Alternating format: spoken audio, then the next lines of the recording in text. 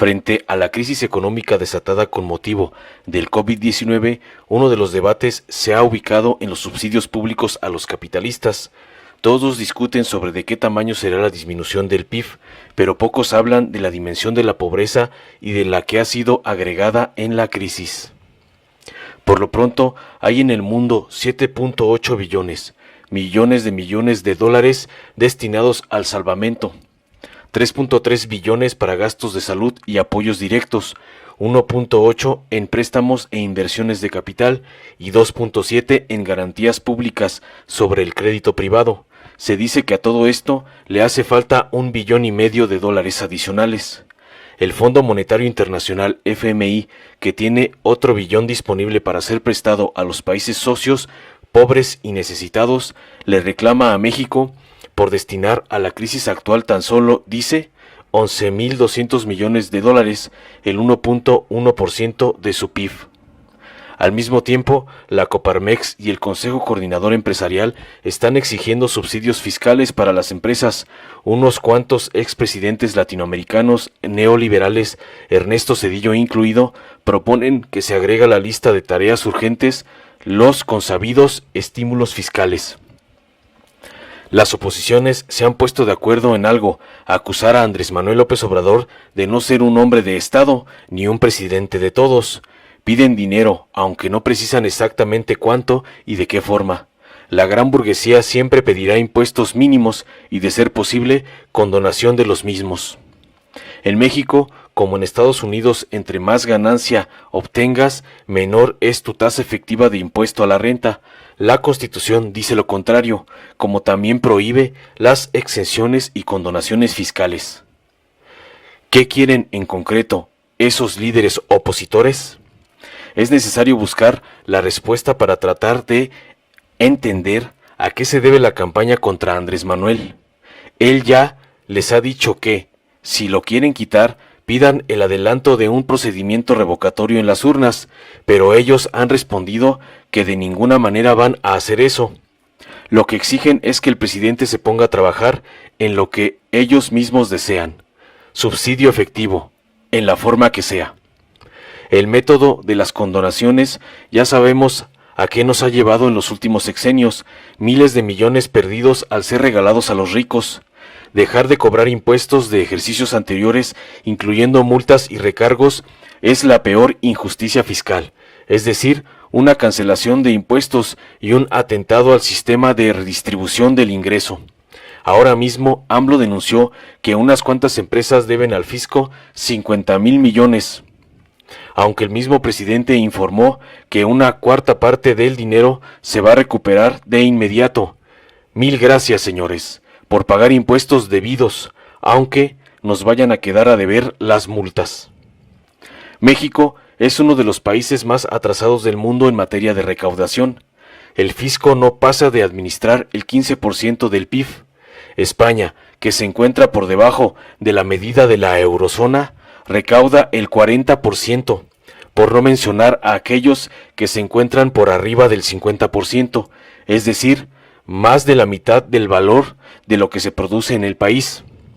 ¿Quieren seguir bajando la recaudación?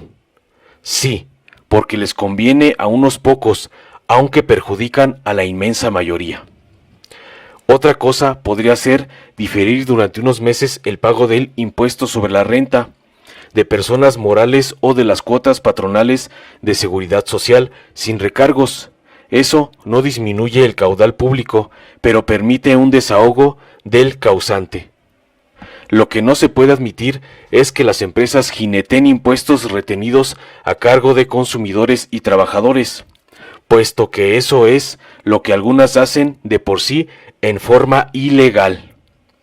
Una de las medidas que se ha tomado en otros países es el establecimiento de un sistema de garantías sobre el crédito otorgado por parte de los bancos a las empresas.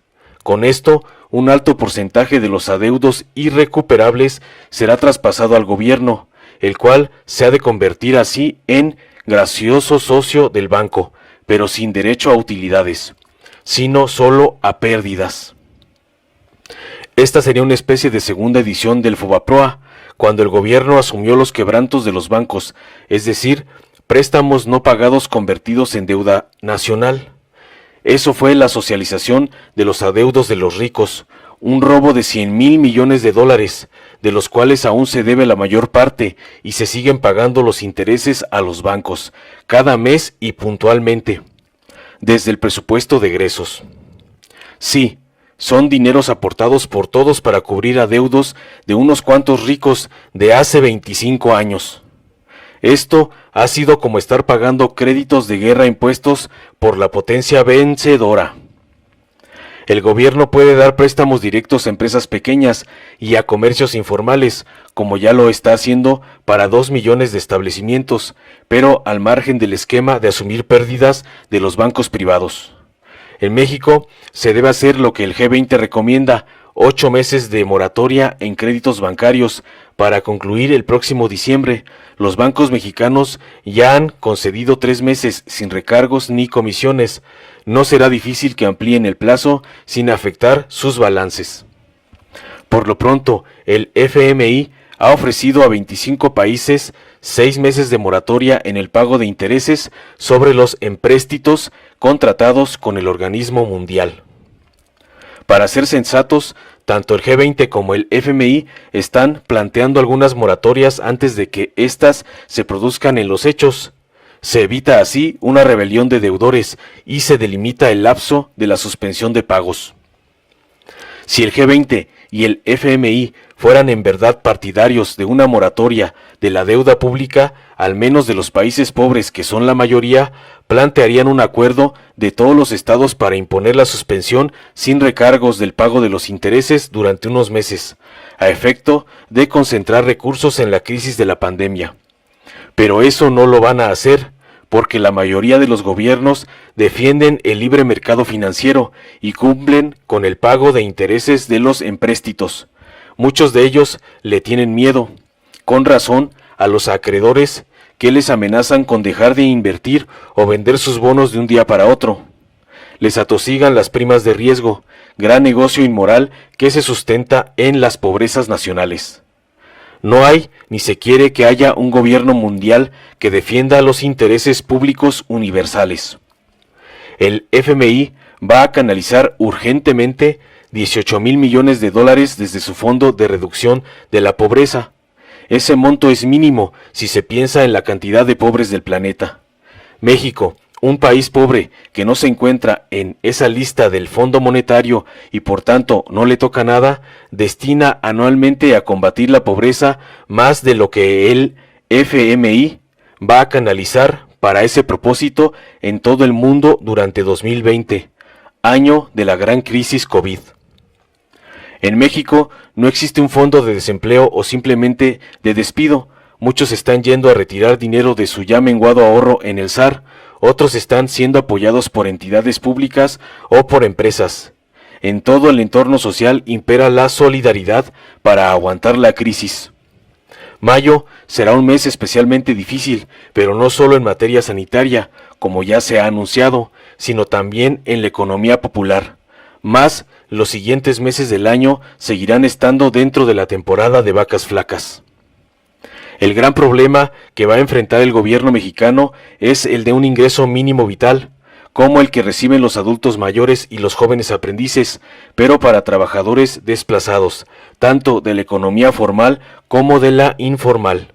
Por lo pronto, los opositores resentidos seguirán pidiendo que el presidente se ponga a su servicio protegiendo los intereses de los individuos de su clase. Eso, que les quede claro, ya no será. Informó Mr. Politicón, nos vemos en el siguiente video.